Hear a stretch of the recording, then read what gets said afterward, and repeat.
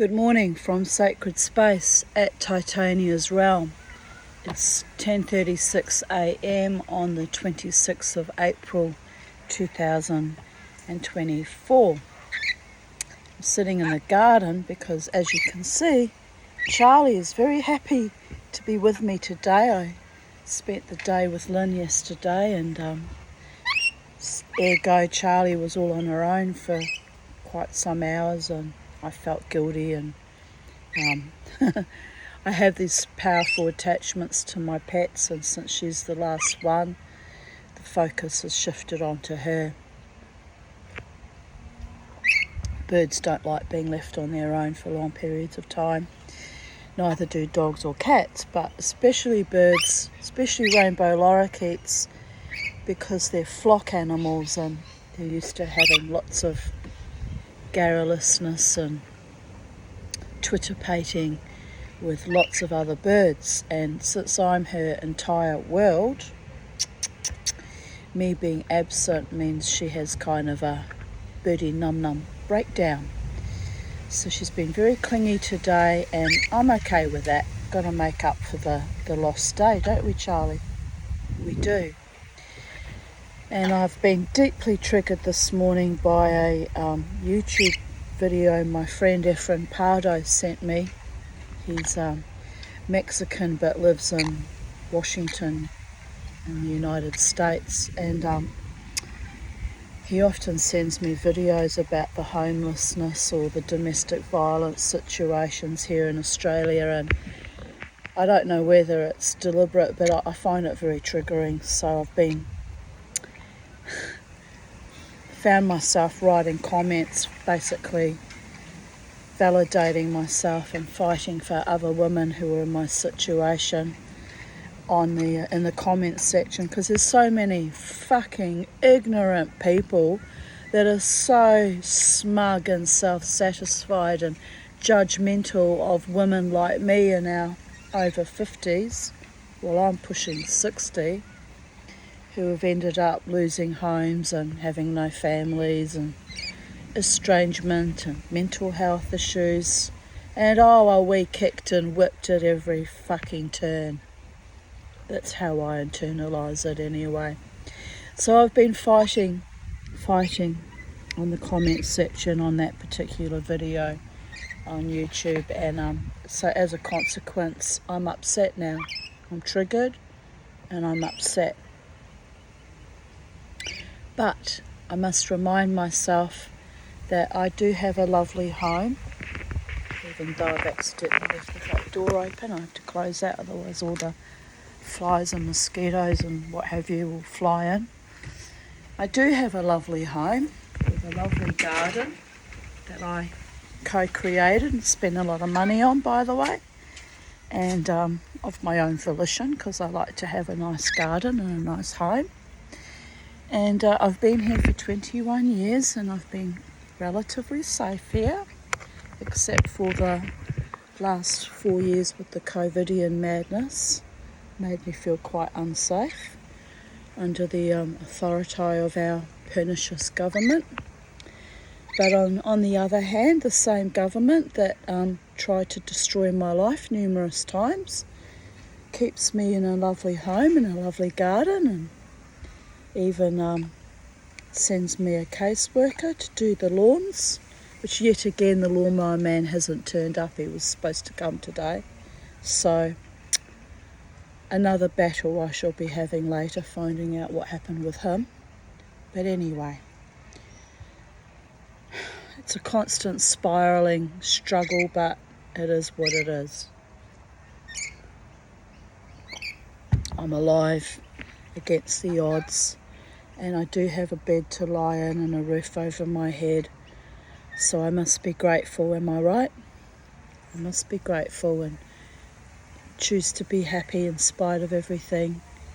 I'm not in a situation like many of the women in that YouTube video and that documentary were and are. I'm safe and I'm protected for now. And But there were decades when I wasn't safe and I wasn't protected, and I was, although not completely homeless, I was often between homes, fraught with 2 young children trying to get us to safety. So I'm very triggered this morning. I'm very triggered, and I'll have to push it aside because there's no point in living in the past. But I'm well aware that on a bureaucratic push of a pen I could be rendered homeless again, and it actually terrifies me. And seeing those older women in positions like I was in is, just trauma reactivating. So, not good, people.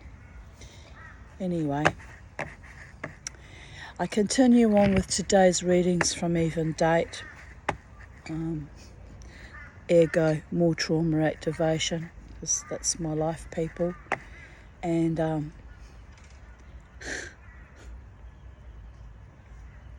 it's almost becoming fucking borderline and self-immolating, isn't it?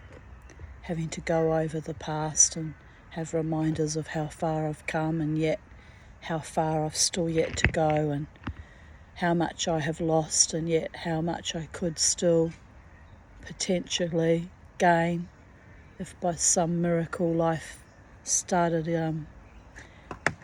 playing me sweet. But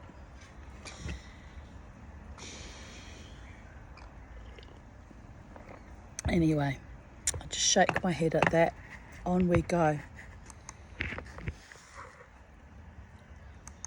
I will not hide from the truth. I will not live in denial. I will not obfuscate. I will not gaslight or delegitimize the enormous systemic abuse I endured throughout my 20s and 30s and 40s, and it's been heinous. Anyway, I posted this meme because I found it to be hilariously funny, so it would have been posted, I don't actually have the data, 26th of April 2021, and it's of the Beatles doing their very famous walk up the pedestrian crossing in, presumably London, and they say, one of them says, "What happened?" and the other is turning back, says, "I forgot my mask," which I found hilarious. Masks which only cause me hypoxia and lack of oxygen and were debilitating. It was another gross insanity of our society in the last 4 years. Some idiots have been so conditioned and brainwashed they're still wearing them in 2024, which is also to my mind a bit hilarious, but each to their own. Whatever gets you through your day, am I right?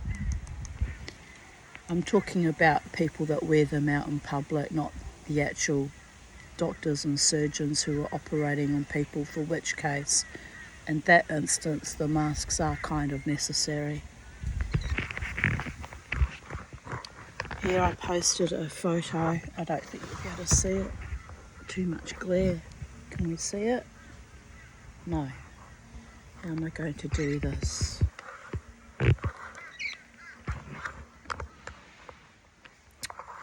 That's frustrating, isn't it? What about if we try this way?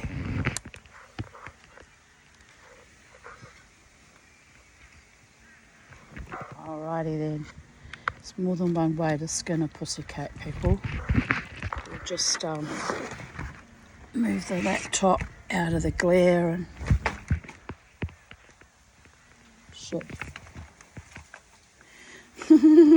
I'm dragging my mouse. Oh well, here we are. Mama T is determined